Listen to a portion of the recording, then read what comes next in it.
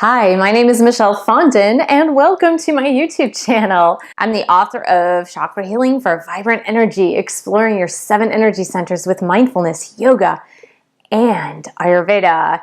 And welcome again to this series on spirituality. So I'm doing 2 videos back to back on this whole concept of spirituality and some terms and some concepts that might be foreign to you. So the first concept we're really going to embrace today is on angels and guides and metaphysics and all that jazz. And it might seem a little disconcerting to you at times because even if you grew up in a monotheistic religion, you might have a notion of like angels, but then you might not fully embrace the concept, or maybe your faith is wavering and maybe you're not really sure. Is there something out there?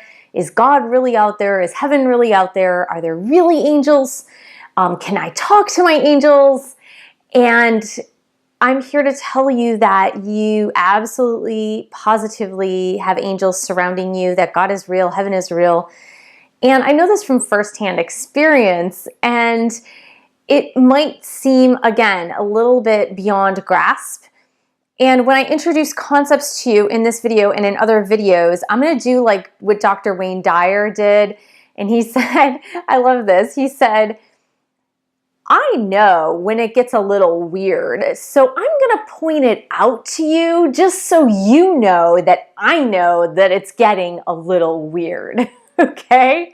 And so I'm going to point out to you when I know it's getting a little weird, because it's not like you enter on this spiritual journey and you enter into this spiritual path and that you don't know, you're not cognizant of the fact that to most people, it's going to seem a little weird, okay?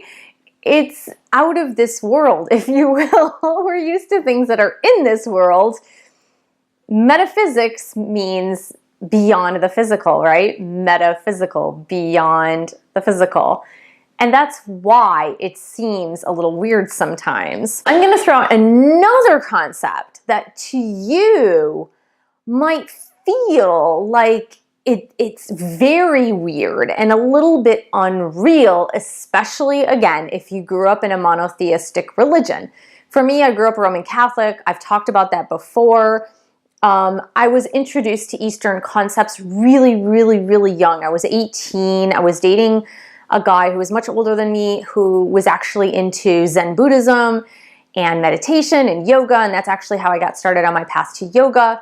And while I studied Zen Buddhism and I totally appreciate it, Christianity just seemed to resonate more for me since I grew up Catholic. And so I consider myself to be a Christian. I'm very open-minded about ideas and concepts of spirituality because of my direct experience with God, if you will. So I mentioned in one of the other videos that knowing about God is not the same as knowing God.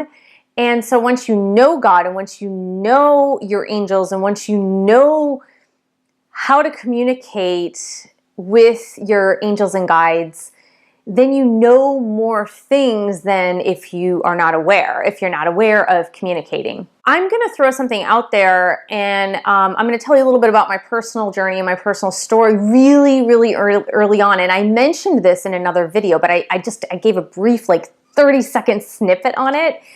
And then I'm going to explain to you why these videos are really, really important and why you'll see a bunch of spiritual teachers and spiritual leaders now, more than you've ever seen before, coming out with a bunch of videos and saying certain terms like light worker, earth angel, expanded consciousness, and awakening to a new era, an awakening to higher states. And you're going to hear these concepts over and over and over and over again. And you're not only going to hear them on YouTube, but you're going to hear them in daily living as well. And there is a perfectly logical explanation for that. So I'm going to first give to you my personal experience with God and the angels and explain to you why I know this is real. And I know for you, you have to feel that direct experience to really truly believe and truly have that faith that everything I'm telling to you is authentic. Everything that I'm telling to you is real. Everything that I'm telling to you is not based on opinion. It's based on fact. It's based on true direct experience. And everyone out there who is speaking authentically from the heart, that for them too, it's an authentic experience. It's real. This is just being confirmed and reconfirmed by other people's experiences as well. So when I was a really young child, I want to say I was probably 4 or 5 years old, and nobody knows this story. I don't even think my sister knows this story. When I was 4 or 5 years old, I grew up in a really dysfunctional and stress-filled household. Now, my parents were doing the best that they could do. I'm not blaming my parents. They were doing the absolute best that they could do at the particular time that I was young. And my perception as a child is surely different than their perception as adults. But for me, it felt very heavy. My parents got divorced when I was about 4 or 5. I was between the ages of 4 and 5. And prior to that and after that, there was a lot of fighting and screaming and yelling and mom crying. And it made me feel as a child very insecure. And when I was around that age, my mom, who had been a stay-at-home mom, went back to work and to school. So imagine the stress of being thrust into poverty because she didn't have an education beyond high school. And so now she's a waitress and she's having to wait tables and put herself through school. Well, imagine her mental state having to do that, just having been through a tragic divorce. So I'm saying this as an adult now, but as a child, as a small child, I felt a sense of instability, a sense of turmoil. When mom was home, she was always angry, and I didn't understand why, or upset, or irritated, and stressed. And so as a small child, I used to have conversations with God. And I say they were conversations with God. Now that I know a little more about angels and guides, that the voices that I was hearing, and I wasn't crazy. I know this sounds a little weird. So this is one of those moments where I'm going to say, I know this sounds a little weird, but I was hearing answers to my questions and answers to my pleas. Now, it very well may have been God speaking to me. I think the likelihood now that I know about guardian angels, angels and guides, is that it most probably were the voices of my guardian angels, my guides, and the archangels, in particular Archangel Michael, who I've always worked very closely with throughout my life. I would have these conversations and just out of desperation and like sadness and loneliness and isolation and being worried and concerned and stressed. And as a really small child, and I just remember the angels comforting me and saying comforting words, and they would say things like, you've suffered so much in your childhood that you're not going to suffer this much in adulthood. Well, I guess perspective is everything because there's been a fair amount of suffering in my adulthood, but they reassured me that things would be okay. And so that was one aspect of being reassured by metaphysical beings beyond the physical, when I was a small child. Now, here's the authenticity in this story, is that I was a kid. I knew nothing. I knew nothing about making these stories up. I knew nothing about thinking like, oh, I can't really talk to beings that are not present. But I clearly heard the voices of God, the voices of the angels. I clearly heard it. And I heard them saying these things to me.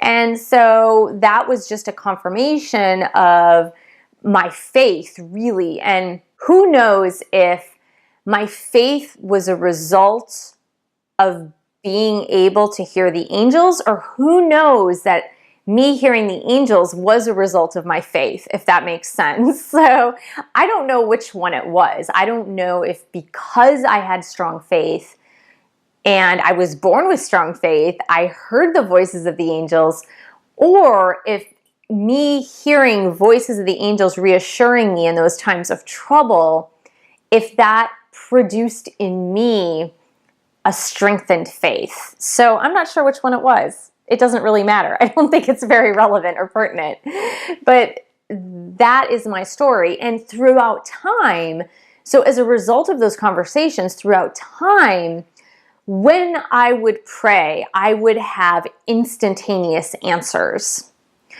And again, now that I know about my gifts of being able to communicate with the angels, now it makes sense to me. It makes sense that being able to pray directly to God and being able to hear the answers to my prayers and clairaudience, it's really funny. There are 4 clairs, meaning like gifts that you can have, and clairaudience, like hearing a voice, is not one of my strengths. I gave an example in my last video about clairaudience. I'm giving examples in this video about clairaudience, but those are the rarities, if you will. Those are the exceptions to the rule, because for me, the intuitive gifts that I have are more clairsentient, so feeling, like having a gut feeling, and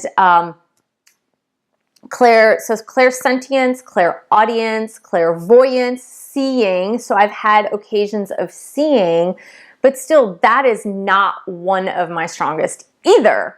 And then there's claircognizance, is when like you channel information from the divine and you're able to like channel it and feel it and intuitively hear it, so not hear it in your ears, but in your inner ear kind of.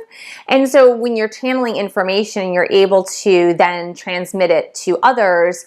And I believe my strongest clair is claircognizance. And that's what I do through my writing, because my writing isn't anything that I have to think about, especially in books like Chakra Healing for Vibrant Energy, where I do my research, but when I'm writing, it all comes as channeled information, if you will.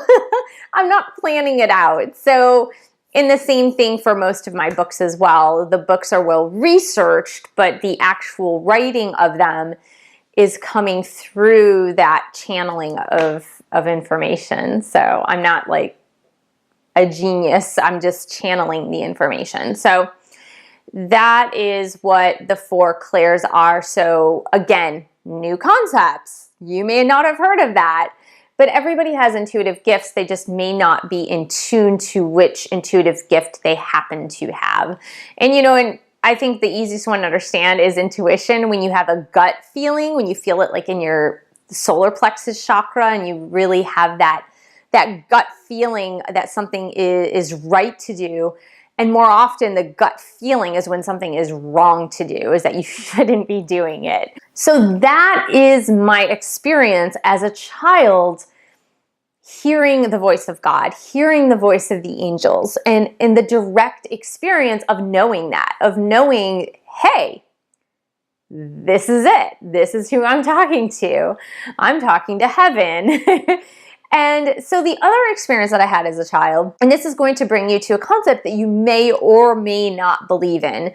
For me, it was an evolution to be able to embrace this concept, to be able to believe in this concept, and here's why. The concept of soul travel and reincarnation, to me, wasn't a concept I felt as a Christian that I could embrace. So again, if you grew up in a monotheistic religion and you believe that you're here once, you live your life to the best of your abilities, and then you die and you go to heaven, you go to purgatory, you go to hell, and that's pretty much it. It's done. It's a done deal at that point. So for me, I intuitively kind of knew that reincarnation was a possibility. I don't think I quite understood it and understood the why. Like, I think that I heard people making fun of reincarnation, where they were like, oh yeah, like I'm going to come back as a cow, or the way the Indian culture believes that, you could reincarnate as an animal or something like that. So for me, I think that concept of reincarnation to me seemed a little silly. It really didn't seem realistic. However, reincarnating as a soul into a new lifetime, a new existence, because there are new lessons you have to learn, or you haven't balanced your karma from a previous lifetime, or you've balanced your karma from a previous lifetime, and now it's time to have an evolutionary lifetime of the soul where you're rising up into a new level so that you can be of service to others and you can help others with their souls to help with the evolution of those souls, then to bring them up to the next level. Does that make sense? So that's and I know it sounds weird, so here I am saying it again. I am aware that it sounds weird. So here's why, from my personal experience, why I have grown to believe that reincarnation is possible. Again, I was about 3, 4, or 5 years old, sitting in my bed at night, talking to God and the angels. And I would sit there and I would ask metaphysical questions as a small child. What? Metaphysical questions. Questions that I now ask in my meditation class to other people. Here were the metaphysical questions that I would ask myself. Who am I and why am I here? What is my purpose? I would literally ask that over and over and over and over again, that I would start to make myself crazy. I could not have been more than maybe seven. I mean, but I used to ask that. I would lie down in bed and I would get into this headspace where I would just ask that question over and over and over again. I'd be like, who am I? Like, I know I'm this body. I know I'm this person, but really, who am I? And why am I here? And what is my purpose? And I would just say, who am I? Who am I? And it would kind of scare me, because as a kid, asking these metaphysical questions to yourself, but not knowing how to resolve them, can be maddening. It can literally drive you a little bit insane. So I would have to stop myself and be like, don't think that, don't think that, don't think that. But I didn't know why I was asking it. And so let's go back to this concept of reincarnation. So here I am, a meditation teacher, right? We call them soul questions now. So the soul questions we usually ask before meditating is, who am I? What do I want? And what is my purpose? What is my dharma? What is my purpose? Now, how did I know those questions ahead of time? Now, either I was foreseeing the future through those questions, so I was such an intuitive child that I was channeling information that knew that I would be a meditation teacher someday, and that being that meditation teacher, I would be asking those questions. So that's a possibility. That's one possibility. Another possibility is that in a past life, I was a meditation teacher, which is probably the greater possibility. I even had a Vedic astrologer tell me about my dharma, my life purpose, and my career path, and that this career path would take me into being a spiritual teacher, a spiritual guru, if you will. And I asked him why I had such good karma, if you will, surrounding that. Because he was almost saying that he was astounded at how good it was. He was astounded at how successful my career path would be. Now, I'm still waiting for that, guys. It might be coming. I don't know. I think I've been a little successful. I don't think a lot successful yet, but who's to say, right? Everyone's measure of success is completely different. So I was asking, but he said, when you accumulate this good karma throughout lifetimes, then you're able to launch into a better career or a more spiritual career or something that's successful in which you're teaching others, if you will, these really complicated concepts.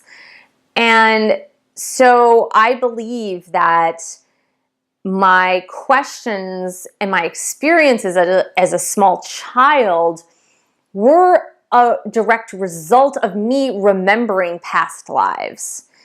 Because children are so innocent and their minds are not yet clouded with so much social conditioning and what we call education, that I wasn't polluted with all that education yet. So I could remember.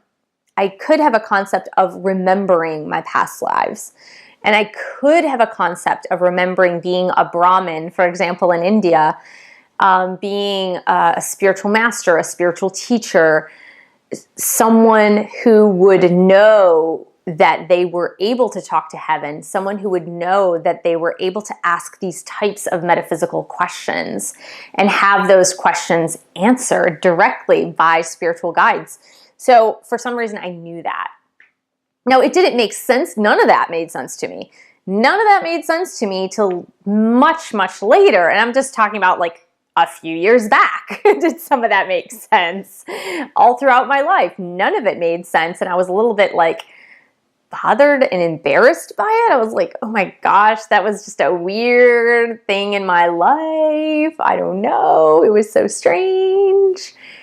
But let's go into why hearing, seeing, feeling these concepts are becoming more and more and more and more and more important.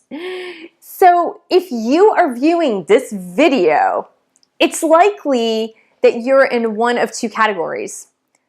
One, you might know me personally and you might be like, hey, I like Michelle, so I'm going to watch these videos, which I think there are people in my life that actually like me. I don't think many of them actually watch my videos. If you're one of them, thank you. But I really don't think that there are many people in the first category. In the second category, you're watching this video because you've read one of my books, you're interested in the concept of spirituality, because you keep hearing buzzwords like awakening, enlightenment, light worker, an energetic shift, higher states of consciousness, angels, speaking to heaven, like all of those different concepts, you're starting to hear them more and more. And so your curiosity is a little sparked. And so it's no coincidence, for example, that yoga as a practice that was dormant for a while in the Western world, all of a sudden around 2005 just began to explode in practice, meaning that so many people started practicing yoga. And then it's no mistake that those same people who started practicing yoga all of a sudden started getting interested in things like meditation. And so it's not a mistake. None of this is a mistake. Here is what's happening. And my beautiful friend, and I'm going to put his information below. His name is James. Let's call him Astrology James or Astrologer James. He explained about this like energetic shift that's happening according to astrology, that it's kind of like a purging of all of the muck that we've like created on Earth, and think of it as just like a purging of all the yucky stuff. And I know that we see this in politics right now. We see this in societies right now, and it's not like we haven't seen it before. We've seen wars happen. We've seen political chaos happen. We've seen riots happen. There's been a lot of things that we've experienced throughout time in human history. But in this period of time, we're seeing a lot more exaggerated effects of what has been happening. We're seeing like this uprising of all the negativity, an uprising and purging of all this negative energy, and kind of a division that's starting to occur. And we really, really saw this in the last American election in particular. So we saw kind of like this uprising of this murkiness that was like in the depths of whatever. We just saw this like murky, yucky stuff that was starting to arise and continuing to arise. And then at the same time, we started to see the stark division in people's philosophies, if you will, or like bipartisanship in politics, for example, that was once kind of like this ping pong game going back and forth, has now seemed to be this like this rupture, this division with a whole host of people on one side, a whole host of people on the other side. And so it's not a mistake, because energetically things are shifting and things are changing. And so that at the same time that all this murkiness is being worked up and brought up, and you'll see a lot of ugliness that's coming to the surface, at the same time that that's happening, there are light workers like us. And like I said, if you're probably in category B, not to say that my family and friends are not light workers, because you probably are, but you might not have even heard that concept. But there are light workers like us who have been starting to study these spiritual concepts and have felt a little like suppressed and a little like a fringe dweller. So you felt like you're a little bit on the edge. You're like, just weird enough for people to think like you're okay, but a little too weird to kind of fit into the mainstream. Does that make sense? So you might have felt that. You might have felt like, yeah, I like to go to drum circles, and I like to do my yoga and meditation, and I eat at the vegan place down the street. And people think I'm a little weird, but I don't really care. But a part of you kind of cares, because you feel isolated sometimes. So now is your time. And that's what I'm hearing time and again from a lot of spiritual speakers, is that now is our time. Yay! Where we're not going to feel like fringe dwellers so much. We're not going to feel like we're on the periphery. We're going to feel like we're entering more into the mainstream, where there are so many people awakening into their intuitive capacities, and there are so many people that are awakening into their spiritual abilities, that it's going to feel more mainstream. It's going to feel like you're more accepted. It's going to feel like the work that you're doing is actually coming into fruition. You're seeing it happening. You're going to feel it happening, and you're not going to feel like you're so pushed aside, in that you feel like, gosh, I can't really even like talk to my family about spirituality. It's just going to feel weird. Like they're not going to understand me. They're not going to know what I'm talking about. They're not going to get it. And then even like doing angel readings and intuitive readings, and being able to be open with others about that, and being able to come together in gatherings where you're really bringing the light to situations where there's a lot of darkness, or there's a lot of shadow energy. I mean, I don't like to look at it in terms of like Star Wars, where, there's the light and then the dark side or whatever. Because that just sounds a little bit too cliche, because a lot of times it's not as, pardon my pun, it's not as black and white as that. But we're going to start to see the shift.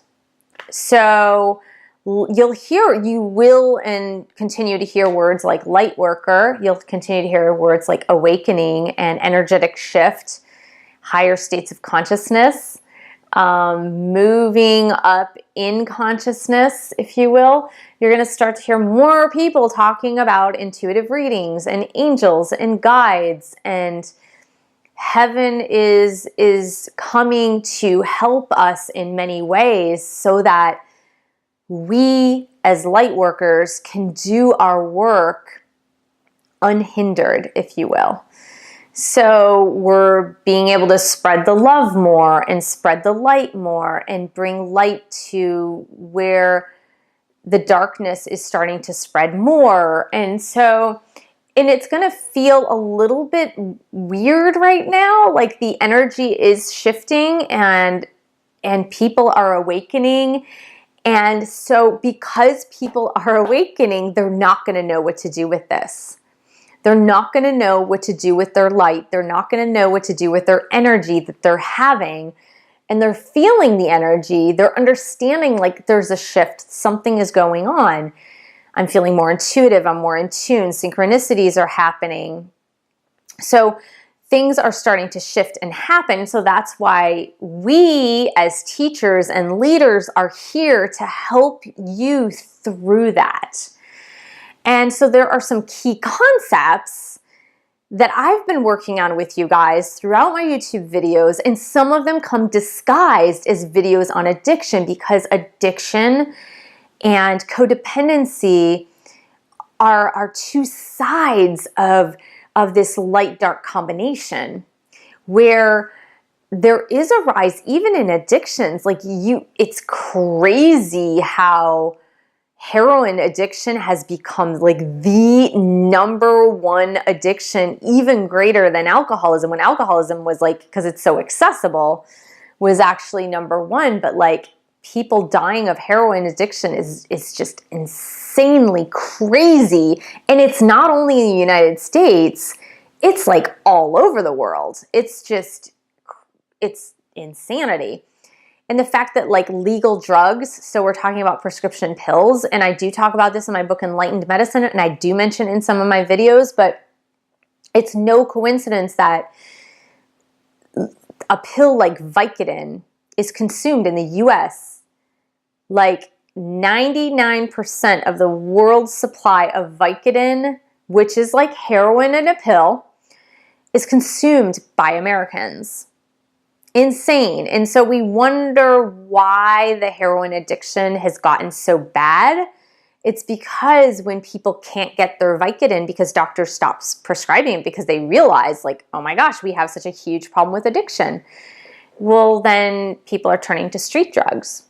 So what I was saying is that it's no mistake that a lot of the videos that I have been talking about in relation to health and wellness are also about us as light workers being able to take back our personal power and to be able to hold the light and shine the light outward toward others. But we can only do that when we're healthy. We can only do that when we're strong. We can only do that when we're not codependent. We can only do that when we are not being a doormat. So that's why I feel it's so important in these next few videos that I'm going to be talking to you about people pleasing. I'm going to be talking to you about safe people. And I'm going to be talking to you more about like being able to set boundaries and being able to expand your spiritual practices. So this is the reason why. The reason why is because I have been called to do this. Like so many others, like I've been called to do this. And my angels are literally telling me like, do not shy away from this. It's time for you to step up. It's time for you to be a leader. You need to be a spiritual teacher and leader, and you need to do this because people need this right now. You're awakening and you might not feel like you have direction. You're not really sure which way to go toward. Like you're like, okay, I feel like I'm starting to have these gifts. I'm starting to have really vivid dreams, or I'm starting to feel like this intuitive sense. Like I'm able to start reading people. I'm able to start reading people's energies.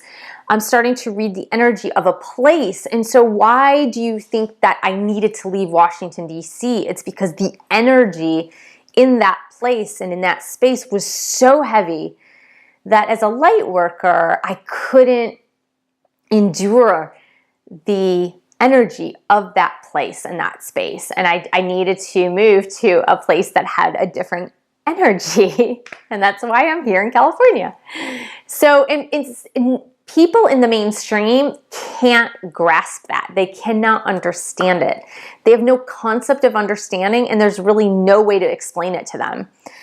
It's weird, right? It's weird when you say, like, I need to leave this place because energetically I'm not able to process it. I'm not able to handle it.